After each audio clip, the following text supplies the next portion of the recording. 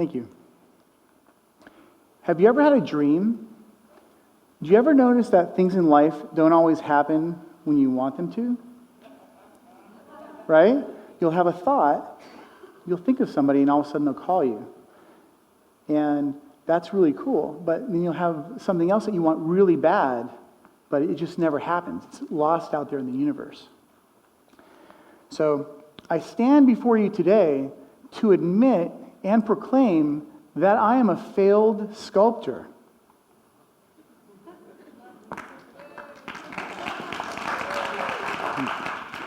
When I was a kid, I wanted to be a sculptor. I would go to art class and I would see the masters. I'd see Michelangelo and Bernini and think, I want to be an artist when I grow up. That's what I want to do. So I did what any other 8-year-old would do with their Play-Doh, working my magic.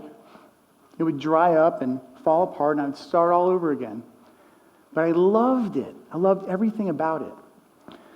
So I would tell my mom my aspirations. I'd say, Mom, I want to be a sculptor when I grow up. And she would look at me like I'd lost my mind. Well, I was kind of lost when I'd get this question, what do you want to be when you grow up? Because this whole I want to be a sculptor thing didn't seem to be flying. So luckily, I was a child of the 70s. And my parents, being the cool parents that they were, that's not me in the photograph in the dress, by the way. Although my stylist might like that.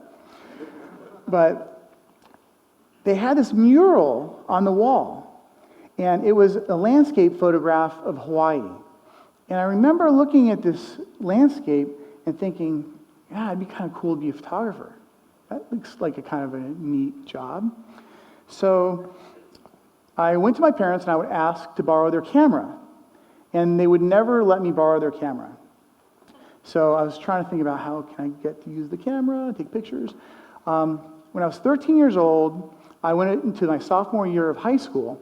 And there it was, my big chance. Photography was an elective. So I took it.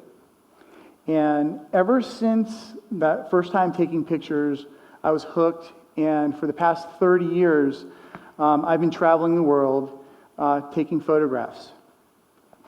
There's one of my shots in Hawaii last year that I posted on Instagram. Beautiful rainbow while we were on location on set. So I've spent the past 30 years shooting big advertising campaigns, fashion, advertising, celebrities, and just really have had an amazing career, just a lot of fun, and I really, really, really love it. Shooting billboards in the Vegas Strip to Times Square. I've had a lot of great accomplishments, but there's always this hang-up, what if? You know, what if I had gone to be a sculptor? So it's just kind of like this thing. Thousands of years ago, if you ruled a kingdom or were very wealthy, you would commission a sculptor to chisel a piece of marble of your likeness. And it was it was a way to immortalize yourself.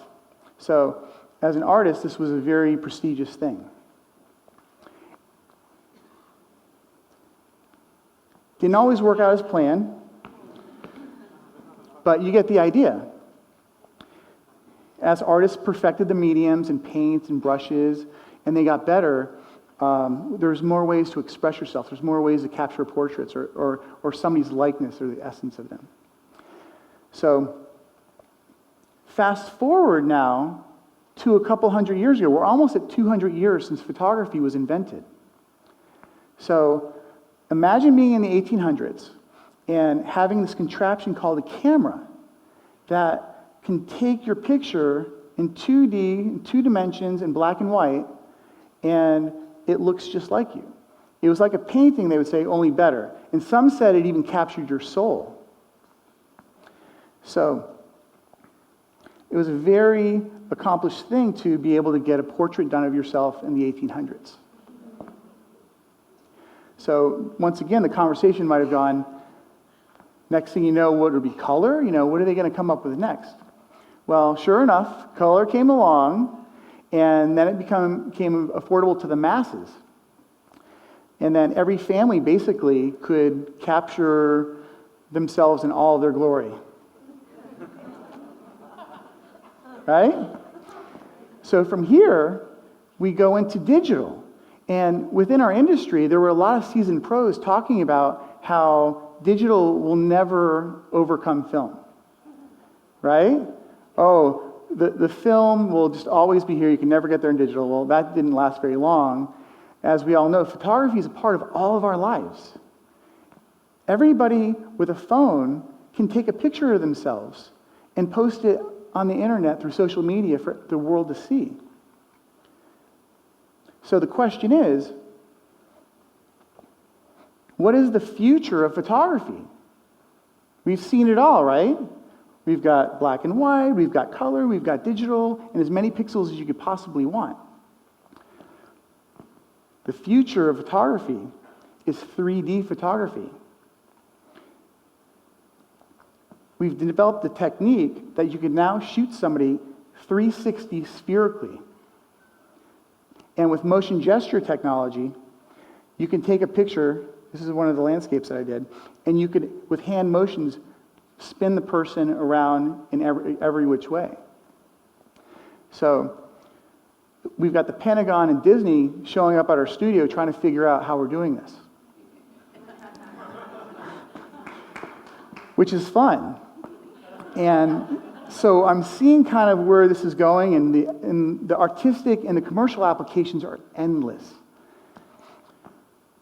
So coupling this 3D photography now with 3D printing.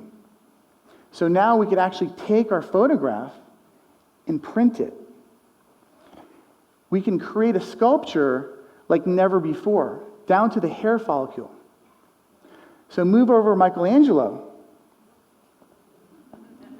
We've perfected a technique that you could actually get this print, and as the printing gets better, you could actually take it in with every inch of the essence of somebody, you could see what they look like. So, as you see, my desire to be a sculptor is coming to fruition. I never would have thought it would come through photography, but here it is. I put it out into the universe, and it's come back in this 30, 40 years later kind of way. So, never give up on your dreams, because they'll come back in ways you would never expect, at times that you would never expect. Thank you very much.